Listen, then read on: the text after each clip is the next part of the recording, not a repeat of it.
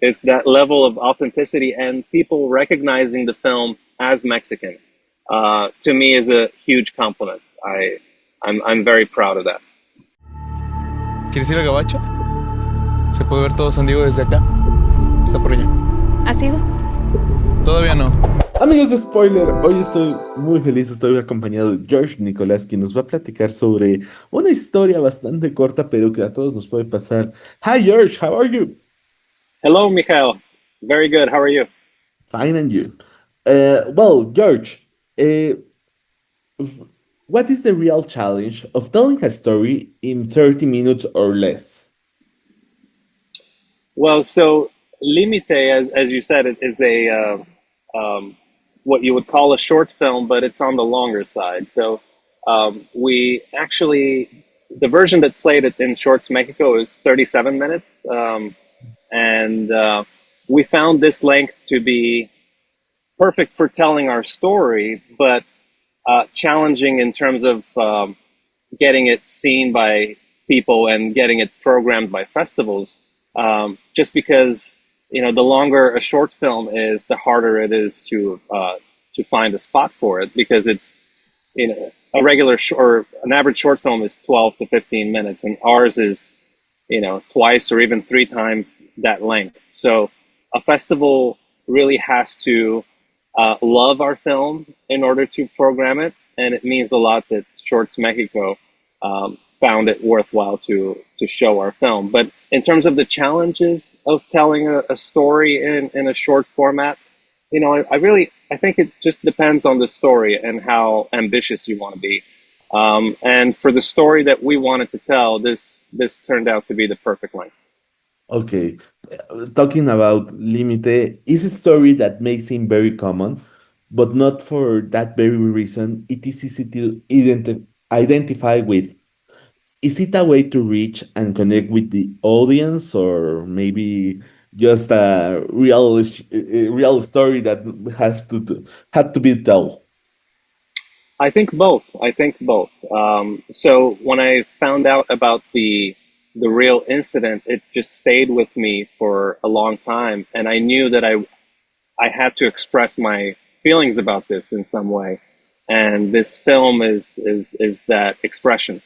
But also, it's a way of connecting with the audience. You wanna tell a story that moves people and that stays with them, and Límite tends to do that. We've had discussions after the film that have been longer than the film itself. So it really provokes discussions, and I'm really happy about that. Which you consider that is the main lesson that Manuel taught to the audience? Hmm. Well, I hope the audience walks away with a feeling of empathy for the kids who are placed in similar situations. And I hope that they can imagine, maybe not themselves, but someone they know and care about, who could be in a similar situation. And that's mainly it. I hope the film creates more empathy. Okay. Uh, the locations are very peculiar. I mean, it's all the frontier, both sides. Uh, what was it like to shoot this film? So we actually shot it all in Mexico. It's all shot in Tijuana. Although the final scene really looks like it's in the United States, and people ask me, how did you get permission to shoot at the border? But I didn't. That was all our production designer who built that set, and this is actually the cultural center in Tijuana. And it really does look like a U.S. government building. It was one of the only places that we found that could work. So there were two things I wasn't gonna make the movie without. It was that location and our main actor, our lead actor, Gustavo. Those were the two critical elements, because if either of those two didn't work, then our movie didn't work either. And thankfully we got both of them. I'm really happy with both the locations that we found and our lead, who's amazing. I'm very Astonishing, astonished of that answer. I mean, I swear that the final scene was on the USA. Wow, that's amazing. Congratulations. How was getting all these pieces together to work? Because I mean, we already talked about taking the story about 30 minutes, but also there's a lot of things like the budget, it's maybe a few low, and other things that Hmm. don't have a great production. How is working together and get all these pieces, like you said, Gustavo, the production designer, etc., that Yeah. you have to work it. Yeah, that's the challenge with every film, is just putting all of those elements together and making them sort of coalesce into something that seems like it's one piece, and you can't really pick out certain elements because the whole thing just works. So really, that's the job of the director, right? Is putting those pieces together, but also trusting the people that you work with. I took a long time to find the right people for this project, and once I had them, I knew that I could trust their judgment in making everything come together. So it really is, an interplay, and the challenge is, well, just shooting in a foreign country. For one, I'm Bulgarian, but I live in the States, and Mexico is close, but it's also a different country and a different culture. So for me, that was one challenge, and we tried to overcome that by working with the local crew.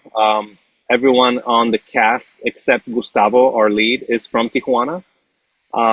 Gustavo is from Monterrey, and he flew in. And our crew members, we had our DP flew in from Peru.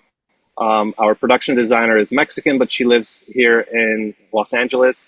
And our first camera assistant is from Poland. Um, Everyone else is from Tijuana. So, we just had a big sort of family of people working together and coming together to tell this story. Also it's the when the story connects with the crew and the cast, and they really care about telling it. I think that makes a big difference. Everyone on the crew and all of our cast members cared deeply about this story and the fate of this kid, and we wanted to make the film in the most respectful way. So I think that also helped bring everyone together. Okay, okay. Uh, the short was very it's very interesting. It's I mean in Habana and all the festivals uh, had an awards or nominations, but now it's the turn for Shorts Mexico. What is the importance that this festival has instead of the others? I mean, there are not lower, but Of course. Mexico. Yeah, no, every festival is different, but Shorts Mexico is very special for us because this is our Mexican premiere. And obviously, the film is mostly Mexican, even though I'm not. And it tells a story that takes place in Mexico. So that's extremely important to us, is connecting with the Mexican audience. One anecdote that I can relay is that when we showed the film at the Mexican consulate here in Los Angeles, Mhm. and the staff at the consulate, when the film ended, they turned to me and said, "We can't believe you're not Mexican." It's that level of authenticity and people recognizing the film as Mexican. To me, is a huge compliment. I'm very proud of that. Okay. And finally, your what's coming up next? I mean, you are going to make more Mexican stories. I don't know because this one was very interesting and I like it a lot. Thank you, Mihael. Well, I'm interested in telling human stories, and Mexico is such a vibrant country, and there's so many stories there to be told. But you know, um, I just want to explore the human condition. That's what I'm interested in, and whatever story I make next, I hope it connects with the audience in a similar way. So I'm very grateful to you for recognizing the film and for finding it valuable enough to talk about. Thank you a lot. Say to all the people in Mexico, invite them and all the people are here and at the spoiler, invite them to go and see Límite, please. Yes, yes. So we're not streaming anywhere yet, but hopefully we will be soon. So follow us on social media. Límite Movie is our Instagram handle, our Facebook, and our website is limitemovie.com. You can see our trailer there. And as soon as we're on a streaming platform, we'll blast it out on social media. So please follow us. And don't miss it at Short Films Mexico. Thank you a lot, Absolutely. George. Thank you, Mihael.